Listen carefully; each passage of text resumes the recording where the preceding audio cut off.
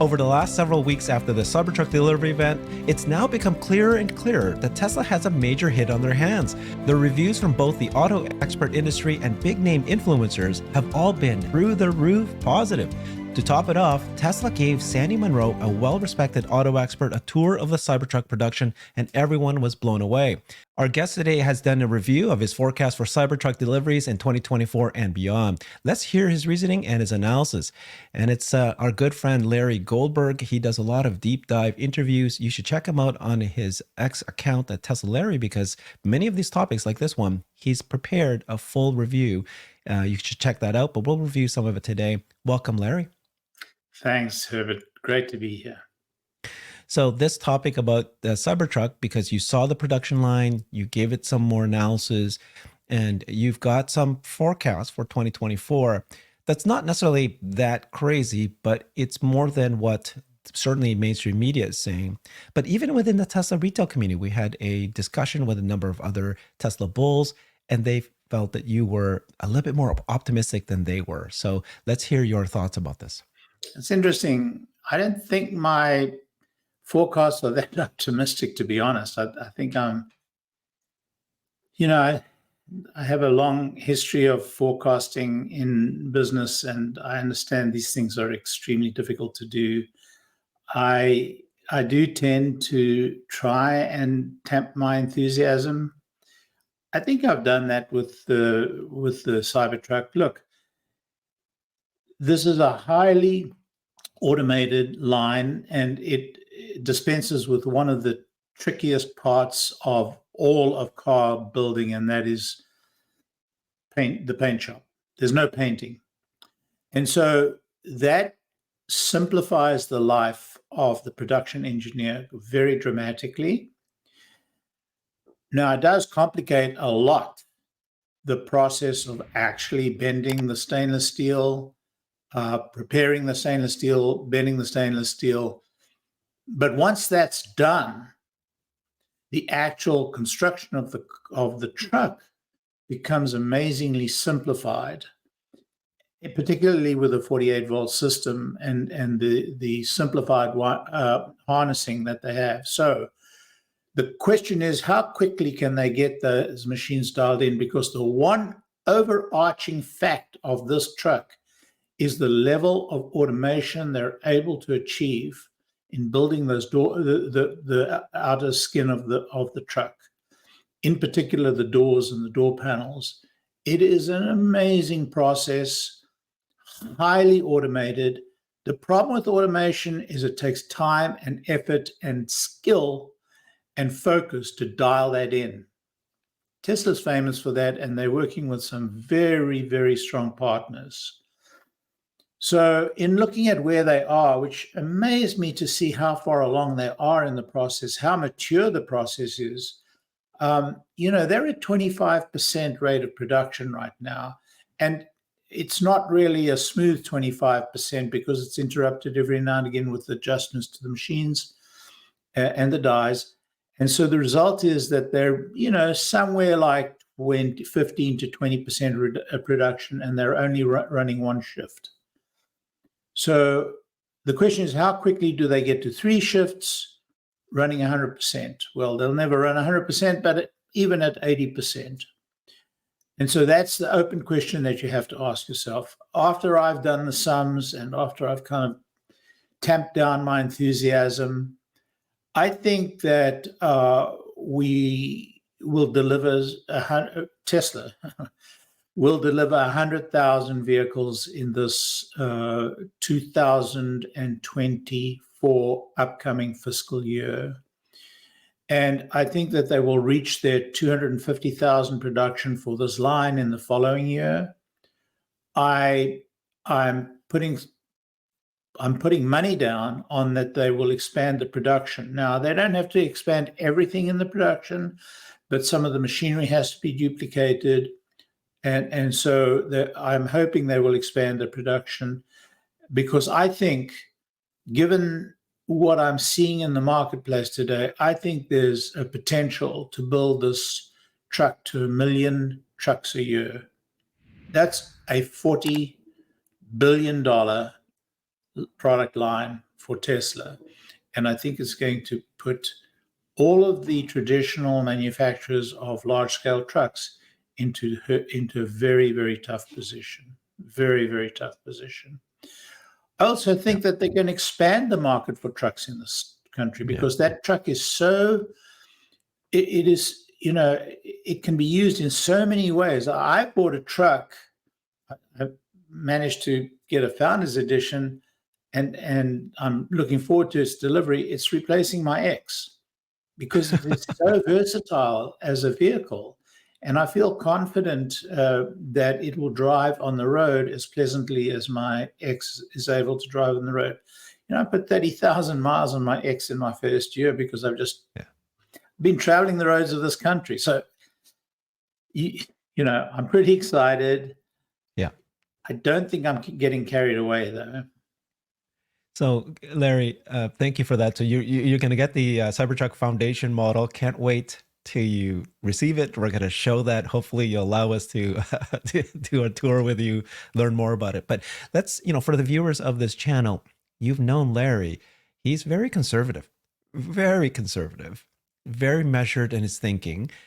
So when you did this tweet thread, you started out with, my friends know that I'm usually conservative. And this was one where you kind of stepping out and saying, gosh, I was so impressed with the production line, and you carried out your thinking. So let's repeat a little bit of what you're saying here. At the last bit of your tweet thread, you say, so what are sales going to look like in 2024 and the out years? I'll take a stab.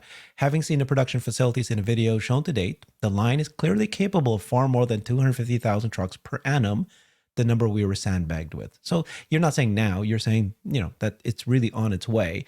I believe the line as it is now constituted, has a capacity of 500,000 units. Okay. Okay, so I was wrong. Once you get the 3 shifts in, and once you get everything going, there's both space and plans for doubling capacity. So that's kind of the, right, it has the capacity. So that's your bullishness. Production will be ramping up in year 1, and will accept it will take time. However, in the back half of the year, this is the critical thing, I think. The plant has the potential to reach significant numbers. Just like you said, the Cybertruck was designed for scale manufacturing. So even if the next 9 months, it takes their time, maybe in the last quarter, it could really scale, because they've figured things out and they've gotten everything taken care of. So your numbers, as you said, is 100,000 within reach in 2024. I actually don't think that that's a stretch. I think that, you were telling me earlier, what is the average of the analysts? I think 60 is the consensus right now, 60K. Yeah, I was at 75,000 personally, that by the end of the year, and just same with you, where the last quarter, it could ramp up more. But saying 100,000 is a stretch. I still don't know if that feels like a totally crazy number. 250,000 2025, that is the number that Tesla was saying at some point they'll reach that. You're just saying it's next year. And then they'll grow 50% 2026 and reach 500,000 or more in 2027. And then what you're saying now, of course, it's going to be much bigger than we all realize. $40 billion business. And the margins, I believe, are crazy high. I may have underestimated Tesla's potential. So yeah, the margins on this truck look very, very, very considerable. Firstly, pricing.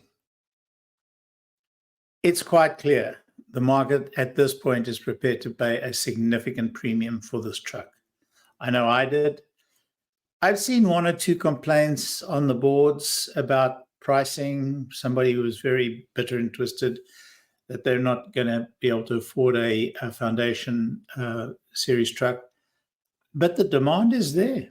The demand is there. Look, we did learn that they have 2 million reservations. Right. All the pundits have been talking about 1 million reservations, thinking that, this is overblown. No, they actually do have 2 million reservations. They're soft reservations because all it cost was $100.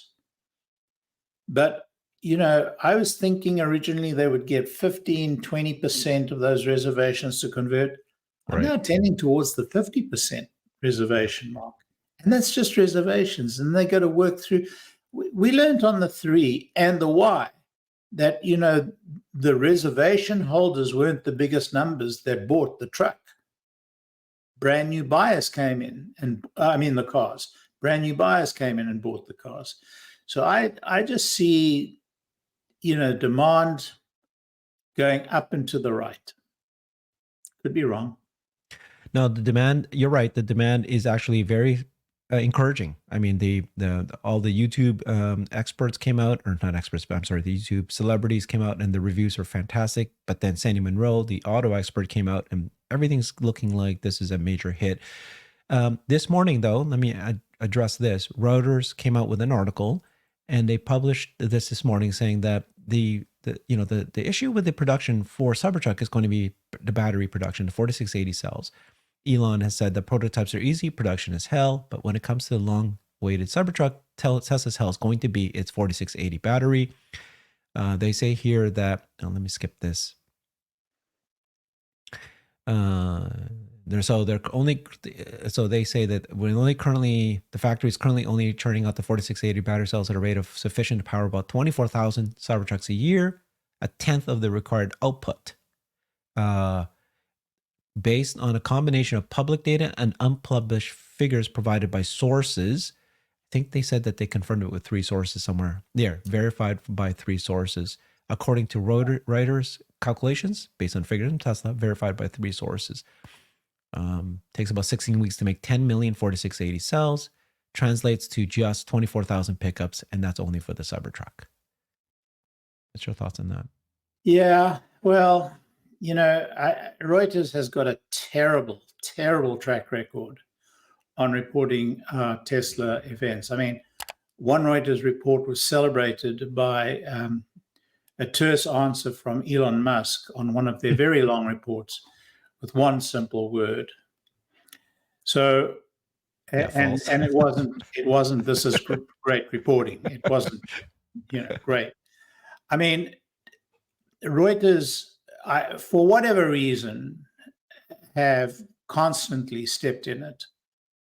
Now, when we look at that report, we see the production level that they're talking about is actually the production level from 1.5 quarters ago. We also know that the rate of increase of production has become exponential. We know that we're in this vertical climb on the S-curve that we get from production. We've heard, from very, very trusted sources in Tesla publicly stating that they're on track to be able to, double battery production in every month, every successive month. Mm-hmm. So what they're saying, what they're reporting about historical production levels and talking about future historic battery production levels and talking about future Cybertruck levels is just nonsense. The other thing I'll point out is in 2025, we should start seeing 4680 batteries from the new plant being built. And do I remember the state it's being built in? One of the Western states by the Korean firm. Is it LK? The Korean firm. Mm-hmm. And they are going to be they're building a 4680 factory. I have very little doubt that batteries will be sufficient and will be delivered sufficient to power the Cybertruck. There's not much more I can say on that subject because Reuters doesn't know. They're talking about 3 sources. Well, they've quoted 3 sources before, and Elon has called foul on that. So I don't place a lot of credence in what they say. I'm looking at what Tesla have been telling us and the photographs we've seen of the stages of production, and I'm pretty comfortable that they'll be able to produce their batteries. I'm not saying it's going to be easy. Battery production we've known from the past has been, a bottleneck, and it probably is a bottleneck for the moment. But I'm pretty confident they'll be able to deliver. Okay. Yeah, I just quickly looked it up. You're correct. Tesla partnered with 3 partners, 1 China and then 2 Koreans, I think. And SK is one of them, as you were saying. And then also, Yeah, even in that same article, they talked about how Drew Baglino said in October, just a few months ago, right? Yeah, Yeah. the company was now producing the 4680 cells on 2 production lines in Austin, but they plan to install a total of 8 lines there in 2 2 phases, phases, with the with the last last 4. 4 to be due to be running in late 2024. Listen, Yeah, we've had so many reports about these, production hells and so on and so forth. The sources are not great on these things. In fact, the sources are plain terrible. We don't know what those sources told them. Those sources may have said, well, they only produced up to 30 million batteries. We know that they had only 30 million batteries on, I don't remember the date the picture was taken, but on such and such a date, and that's only equal to blah, blah, blah. And at that rate of production over 9 months, you'll only have so many. That may be what one source said, and what they derive from that source may be some linear calculation. I don't place any credence in anything Reuters report. It's terrible, the quality of reporting. The terrible. yeah, I don't understand, where are the editors? Where are the technical people? Why do they not consult with somebody, And look, Gary Black has pointed out to us in the past, Tesla does not have a PR department, and Tesla doesn't respond. I'm sure Reuters called them. I'm sure that they didn't take the call. I'm sure nobody got back and actually pointed out the problem. So Tesla is partly to blame. I think it's going to be fixed in the coming year. I think people are addressing that. But at the moment, Reuters are to blame, but Tesla bears some responsibility as well. yeah. When I first saw that article this morning and talking about the limiting step potentially for Cybertruck success and volume numbers is going to be the batteries, it makes sense, right? It's like, oh yeah, the 4680 batteries is the most important.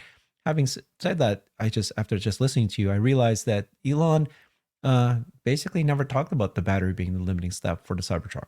He said it's production hell. He said that this is going to be the 10,000 parts, and it's about getting to the micron efficiency, and when you saw the production line, with Sandy Monroe's interview, and they walked you through clearly, they explained every step. They did say that they're at micron, efficiency. So I'm using the wrong term there, micron targets, whatever it is. Yeah. Anyways, yeah. Tolerances of a micron are, in a car, I think, a little crazy. I'm not sure why we would need micron level accuracy in a vehicle. I don't know any vehicle that achieves that ever. You can do that in a jet engine for sure. But the reason why is because he wants this to be incredible scale, incredible manufacturing, really, really fast. And that's why. Yeah, but perfect. As you get that accuracy to a finer and finer number, the cost goes up anyway. Look, Elon, I'm not going to try and second guess Elon, because he's a much cleverer guy than I'll ever be, and he's working on first principles. He must have figured it out. All I know is that I probably wouldn't want my guys to do that. But having said all that, I think the real difficulty in production is in all these novel processes to prepare, bend the outer skin, the exoskeleton. I think it's very challenging.